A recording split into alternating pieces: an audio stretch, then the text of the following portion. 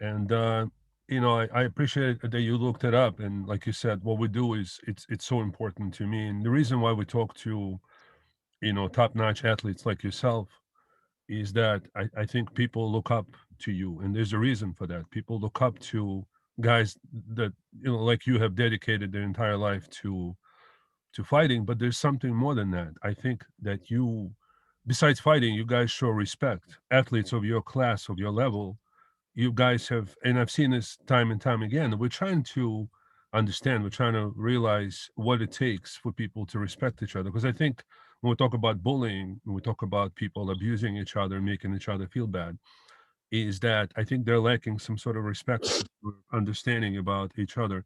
And when you look at, athletes, fighters like you that have fought their entire life, you guys go to war, but at the same time, you guys respect each other. And I always admired that, like unbelievably, because I think this is unparalleled, and this camaraderie that I'm trying to understand, and we're always trying to understand how to convey it to kids and to people that bully each other.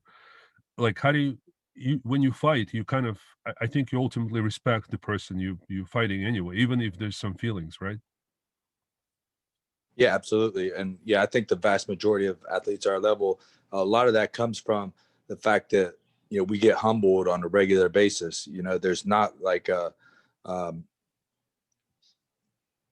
you know, there's very few people that have never lost, for one. But in the gym, I mean, we're constantly, going against the best guys every day. I mean, that's something that it takes to be a fighter. Is you have to want to put yourself out there and test yourself constantly. You have to want to, um, you almost have to search for the guys that can beat you up, Yeah, and usually it's not hard to find them. So I think that I don't know. we're consistently humbled, in the gym. And like someone like me, I mean, I go to a powerlifting gym, Hmm. so like I'm not going to be outlifting those guys. I go to the West Side Barbell, the world's best powerlifting gym. I'm not going to outlift those guys. I go to a boxing gym, with pro boxers. Like I'm not going to outbox those guys. I Right. go to the wrestling room at Ohio State with Olympic wrestlers. Like, I'm not going to out wrestle them. I mean, when you are looking to be the highest performing and highest level at every art, you're not going to be able to keep up. So you're going to get humbled regularly, and you're going to see, um, you know,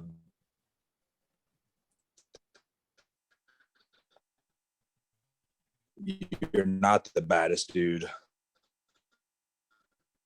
on the planet. So when we go into the cage, untrained guy, like a barroom brawler or something, presents a challenge, and we have to respect that challenge that they have. Like they have something. Like anybody can knock you out. Anybody can submit you. Maybe not anybody can submit you, but anybody can hurt you, Right. regardless of their skill level. So we have to respect that. And when you don't, is when you get caught, and then you get humbled again. Hmm. So it's interesting that you say, like, it's a matter of people being humble, and I think when people forget that, I think being humble is like the foundation of respect, because then you look at the other person, you kind of feel, it's either an equal or someone you should. There's no reason for you to feel bad or negative towards that person. It might be someone better than you, maybe somebody lesser than you. It doesn't matter, but it's still a person that has feelings, that has Yeah, and the whole concept of better or worse at something, right? They're better at you at something, I absolutely. guarantee. Yeah. Right? No matter what you do, it might be he might be better at computers than you, but Yeah. so it depends on what you're competing in. He's going to be able to beat you at something. It's interesting. You said the same thing. We spoke with George St. Pierre before, and he said that he goes specifically to places where he's going to get humbled. He goes to jiu-jitsu places, knowing that he's Yeah, not the best jiu-jitsu guy by far. He goes to karate or some other place. So someone like you is one of the best mixed martial artists, but you may not be the best boxer out there. So you specifically go to places, and that's interesting how to convey that to kids. But I think it only works when they hear it from an individual of your accomplishment, individual of your record. And it's interesting also, like, I see when I talked about camaraderie, people, like you said, you guys humble each other in the gym, but also even people that don't know each other, but they meet. Like, I've seen that you guys really truly have respect, because I think you almost put each other's lives on the line. Like even when you train, you almost like it's 100%. borrow each other's bodies for the time being to see, can I do this, can I do that. So that takes tremendous respect. I think that's the reason why a lot of kids should probably experience martial arts, whatever it may be, because I think it kind of humbles them. Maybe that's the answer. Do you teach these days, or do you fight mostly? Mhm. You Well, teach. I fight mostly, but yeah, I teach. I own a gym, and I help people out there. I work with the kids a lot, actually. That's probably my favorite thing to do. Okay. Um, and I think it's always great when they hear a lot of these types of things coming from someone like me, someone they look up to, someone that's got publicly known accomplishments and is in the public eyes. You know what I mean? So they could go on TV and see, like, okay, he's the real deal, Yeah. or YouTube or whatever. But I would argue that as great as it is hearing it from someone like me, they need to get it starts with the parents, though. Right. I I got 3 kids myself, and um, there. I mean, parenting's not an easy job. We're in the business of making responsible adults. And that's a Right. tough Right. Yeah, business. exactly. But so finding that fine line between like friendship and parenting is always hard, because you want to be their friends. You want to, you want to come home and talk to them about cool things and stuff, but you also have to, command respect out of them, and you have to, um, teach them how to treat other people. Um, You sometimes show tough love, right? I mean, occasionally say, "Hey, listen, some things are wrong, some things are right."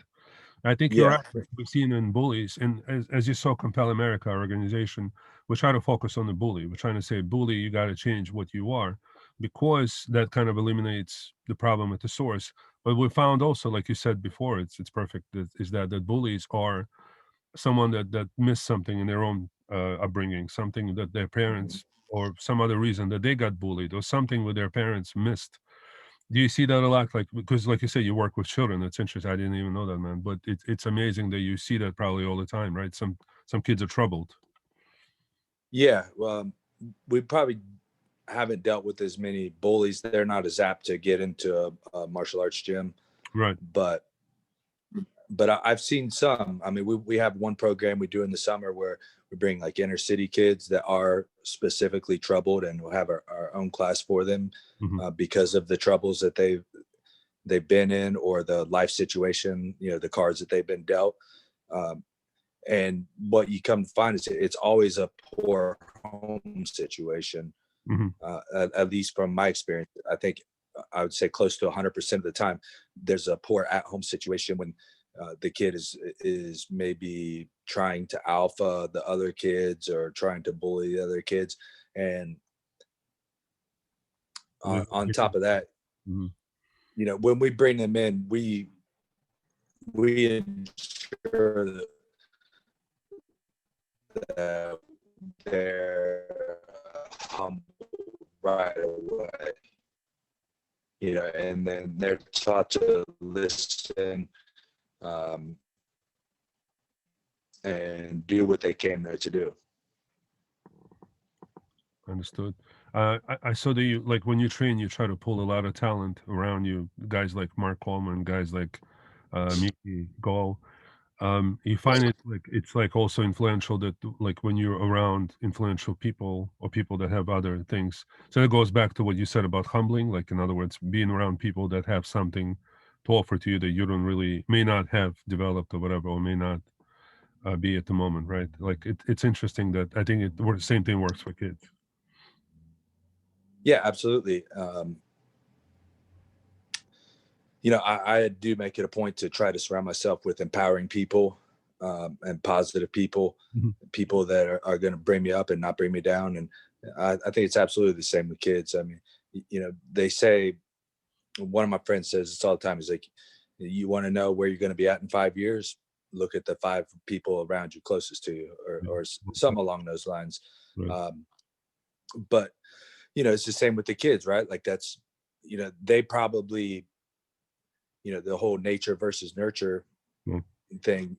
I think that kids probably respond more to nature more than nurture, right? Like the environment that they're in all the time at school, and that's why, again, when we run these classes, um, we make sure if there's a kid that's acting up, if he was to start trying to bully or something, he'll just be set aside and won't be allowed in the class. We only allow positive kids, Right. and we make sure that, if there is those sort of issues, we'll try to deal with them separately. But, Right. uh, like you said, just being around the right kids goes a very, very long way.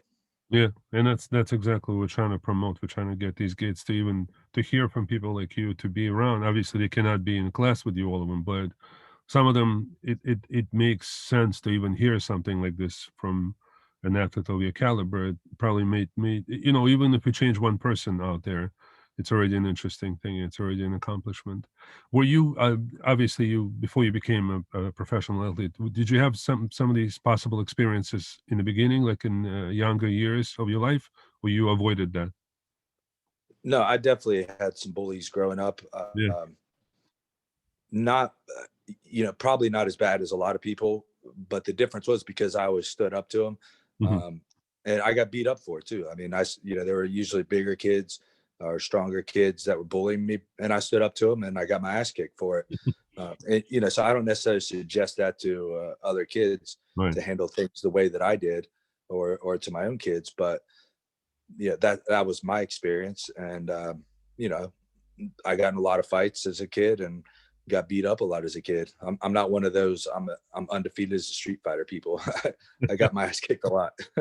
Yeah, well, listen, when you grow up, I mean, depends on the environment and everything. We tell the kids all the time it's not the best idea to fight. I mean, you don't want to, even if you get cornered or whether you get attacked, fighting is not, I mean, sometimes you probably, I would assume, have to, as a child, especially, put in these positions. But we promote, obviously, for them to speak up.